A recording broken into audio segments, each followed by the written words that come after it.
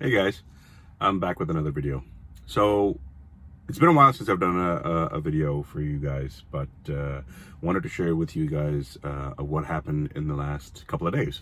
So I'm not sure if, for those of you that have existing Teslas or Model X's specifically, my key fob, the key for the car, I got a pop-up message in the dashboard saying the battery is low. Please change the batteries. No problem. I went out and got the batteries. I opened the back of the fob and I did everything within the car. I didn't go outside. Like, it's not like I went out of range or whatever. Anyway, so I opened up the back. I decided to take the battery out, put the new one in, and all of a sudden, nothing. So I know the battery is brand new. I know it still has valid charge and everything, no problems there. But all of a sudden, I just got a message saying key not detected in the car. Okay, so maybe I thought the battery's bad. So I got another battery. I went out and got another battery. Plugged that in. Nope, nothing. Still says key not in the car. And then, I keep seeing low battery message. That message is stuck there essentially. Not sure what to do. So I called the service center in Mississauga. I said that, hey, I've got this issue. It's not going away. Can we do something? They said, yeah, let's see if we can do it, troubleshoot it over the phone. Let's see what we can do. So did the power cycle, turned it off for 10 minutes, came back, still same message, key not in the car. And the only way that I could get into the car was open it through the phone app. So I said, okay, you know what? I'm going to go the next morning, which was yesterday morning. Went and dropped off the car. I went into the service station in Mississauga. I said, hey, just quick heads up. This is the issue. I tried to change it. Nothing, couldn't do it. They reviewed it and they said it's the key fob. Apparently the key fob died. I don't know what happened. Something must have happened, but the key fob died. So they had to replace the key fob, get a brand new one, and then program it to the car. So while doing all that stuff, I was actually running late for my meeting, and I needed to get for my meeting. So they said, you know what, we'll put you in a loaner. Why don't you just go ahead and go to work, and then come back, and then we'll by that time we should have everything done. So they ended up giving me, they were actually going to put me in a Model S or another X, I believe, but they had a Model 3 in the loaner fleet. And I had never driven a Model 3 before, wanted to experience it. So yeah, here are some pictures and videos of the Model 3 that I got to drive.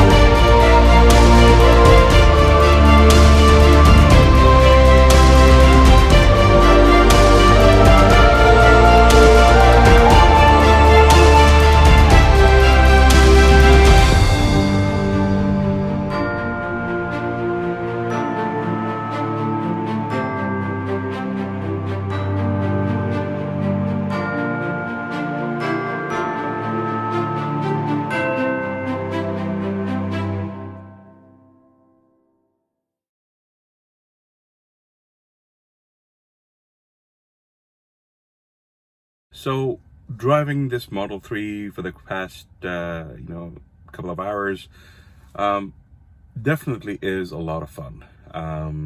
For those of you that have never owned a Tesla, um, it feels like a go-kart, in my words, at least in my opinion. I spoke to a few friends of mine that have other opinions, but thought, what do I feel like? The steering wheel compared to the Model X and S is a little smaller. It's a bit more snug than the other two models. Obviously, X is much bigger. But coming from an X to a Model 3, it feels a little smaller, snug. But not to compromise on space, yesterday I actually, took... last night, actually, I took all my family, so I have my two boys, my wife, and my brother, out for ice cream in this, and everybody was comfortable in the back, no issues at all. So it was very good. So driving this is amazing. It feels nice and snug. It's tight. The user interface on the MCU, meaning the center screen, amazing. Much faster, much more responsive. The cell signal is much stronger. That's another thing that I found out. The cell signal on the Model 3s is local SIM card, which is by TELUS, and the Model S and X that we have, those are AT&T from US. So these are local SIM cards. That's why the signal is much stronger. It doesn't drop as often, or I think never, but it's much better. The version that I have is basic autopilot. It does not have FSD, full self-drive mode. So it does not have auto steer or anything like that, but it has the basic autopilot functionality. So when you engage it, it follows the lane, keeps an eye on all around everything, and works wonders. Love it. I did install, while I actually had it last night, I did install version 10 on this Model 3, and I found out that this particular Model 3, compared to mine, Model X, this one has everything. Cuphead, the theater, which is the Netflix, YouTube, and Tesla tutorials, all sorts of stuff. So I'll show you a quick bit on that one. All right, so here's the interface. Obviously, when you click here, that's the map, odometer. You've got the full open, both trunks, charging port, and so on and so forth, the map section. But here's what you do. So you got to go to here, and you got to go to entertainment. So within entertainment, you'll see two tabs, theater and arcade. So if you go to arcade, you'll see all the games that you can play. Amazing, right? And then if you go to theater, there's your Netflix, YouTube, and Tesla tutorials. Obviously for Netflix, you'll have to log in to your account and go forward. But because this is a loaner, I'm not going to log in. But you go to, let's close that off. And if you go to YouTube, once it loads, there you go. And then just like the YouTube. So if you can click. What's up, players? Get it? Can we play any game? Nice of you to join us. You doing this stealth or guns, please? Stealth. Wayne Michael Carter Jr. I guess we do it those places. Amazing. So sound is everything. Awesome. You get really immersive sound, obviously, because the car's sound system is amazing. Watching a video or any of the movies or whatever, fantastic. Love it. Obviously, with regards to other things, so they did change the sections of it. The phone was here before, and then they moved it in the front, so which is easy access. Calendar, everything's there. So, remember back when we had to click on the T and then drop down? So, for example, if you did that and you had to drop down, there's the toy box, right? They actually give you a bit of a shortcut from here. So if you go here, toy box, same thing. So much faster access to it, rather than going through multiple steps and everything. So fantastic. Version 10 really works on, awesome. I never got the chance to explore YouTube and Netflix and everything, the entertainment. I got the entertainment side, the games and everything, but I never got the theater side of the business. There was stuff on my X. So that was good to definitely experience that. For those of you that are considering to purchase a Tesla Model 3, I would highly recommend it for about $50,000 to $55,000 Canadian. If you look at any other car outside right now, you're going to spend anywhere between $40,000 to $45,000 anyway. With regards to a decent car, like maybe a Honda Accord, like a decent Accord, or even a RAV4 or something like that, whatever the case may be, you're going to spend anywhere between $40,000 to $45,000. So if you spend maybe $5,000 more, $5,000 or $6,000 more, you might be able to get into a nice Tesla, entry-level Tesla, meaning the standard battery rather than the long-range battery.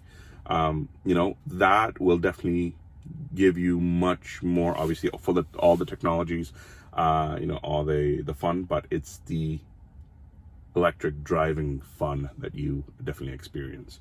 And plus, the other thing is, obviously, I don't have to tell the existing guys that already own electric cars, but for those of you that don't own one, obviously, once you have an electric, you don't need to spend those $200 a month on gas. You definitely save that. So I would highly recommend, if you're considering an electric car, think about it.